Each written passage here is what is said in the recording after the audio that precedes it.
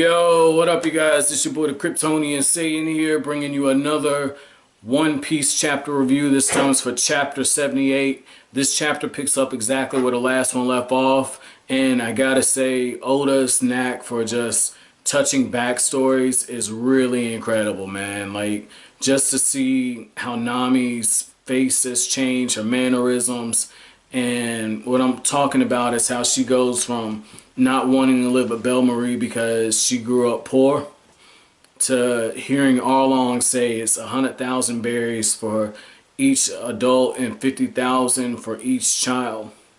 And she doesn't know that Bell-mère has exactly 100,000 berries saved up. And when she hears that, she's like, my mom's poor. There's no way she can afford to pay for that. And the emphasis is put on it when Bell-mère is making, I believe it was duck and rice, and she said she's even gonna splurge and get sake. And I'm like, that's the mom of the year right there, man. She's giving those kids sake, like, whatever, right? But this is the thing, like, she's put her all into that meal. And you know, one of the things I learned when, you know, I grew up in the South, right? That was one of my things, right? Like, grew up down south and everything. And one of the things that gets said is you put your love into the cooking. You know what I'm saying? Like, you put like a meal made from the heart. That's one of the things they like to say down south, right? And that's exactly what she did. And she said she was going to make something special because Nami had ran away. And that's really her way of saying, like, hey, I care about you. And I really appreciated just seeing that. And the crazy thing about it is this chapter continues on the whole thing that family is not what you're born into, but rather family is who you choose. You know, blood doesn't make you family. And that's exactly what ends up happening in this chapter. Because when Arlong goes to Bell-mére's place, they point out that Bell-mère has no records of children, and yet she says that Nami and Nojiko are her children. So I thought that was cool, but I want to go back and just focus on when Arlong got there.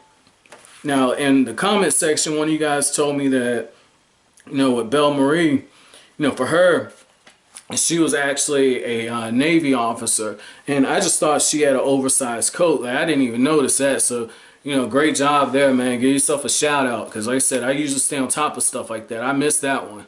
So anyway, man, like, when Arlong goes over there to her place, I thought this was pretty cool. This was some stuff I'm used to seeing like in the DC comics, where Arlong is opening the door and she automatically comes out, kicks this dude in the chin, and if you look right there, she's got the shotgun.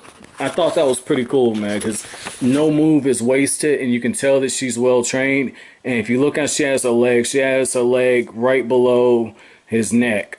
It might even be right on it. I mean, that shows that she knows what the hell she's doing. Look how she's holding the gun, and you just got total badass points because she's got the cigarette in her mouth and she's got the pistol in Arlong's mouth. I thought that was really, really, really on point right there. You know, like, I wouldn't have caught the whole fighting sailor thing until obviously when it was said. But after reading the comment section, you guys kind of pointed that out to me, and I saw that move. I had a feeling where this was going, but just right here, Arlong does something that every dentist in America or just wherever you're at would probably lose their fucking minds over. He actually bites the damn pistol or the shotgun. Hold on. I will be editing that out. My dog got a hold of something he didn't need to get. I had to catch it because I don't want to pay the vet bill. Alright. Now, anyway, man, so like I was saying, you know, basically he bites the damn pistol or the shotgun and probably fucked his teeth up. So that was pretty cool just to see that, man.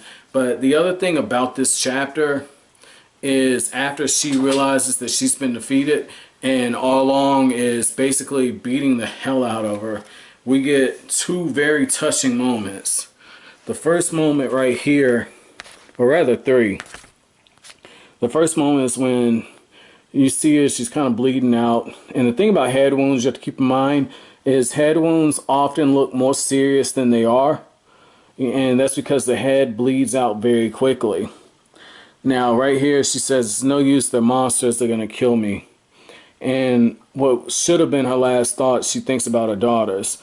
And that's something that, you know, anybody that's a parent or that knows parents, you can tell that's definitely in character right there. And then the next moment I really appreciated was when she sang out loud, money for my family.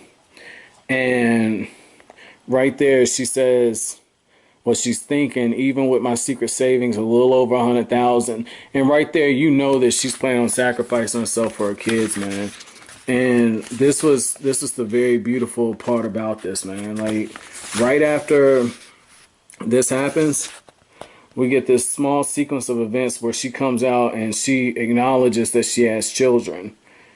And look at that, man. She's holding Nami and Ojiko, and look at that embrace. Like, she's got the bloody hand on top of Nami. And just right there, I love seeing that because, you know, Nami, if I'm not mistaken, when she stabbed Usopp or when she pretended to stab him, that's the same hand.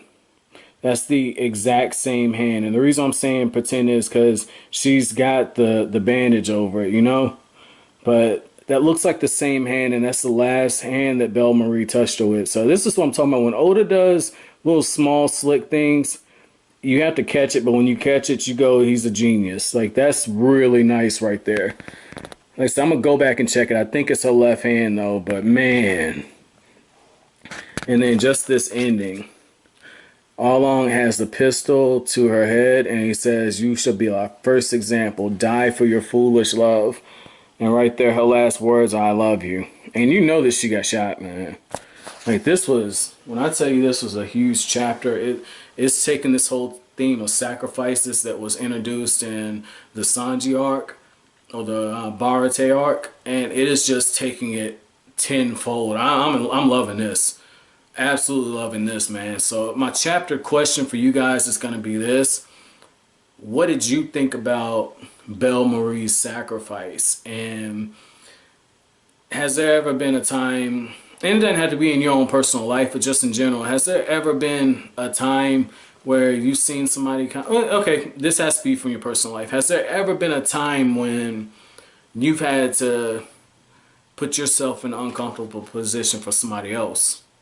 You know, and how far would you go for somebody that you love? I know that's a cliche question to ask, but reading this chapter for me, it really put a lot in perspective for me. You know, it really made me appreciate, you know, just things that my mom's done for me, things that my sister's done for me.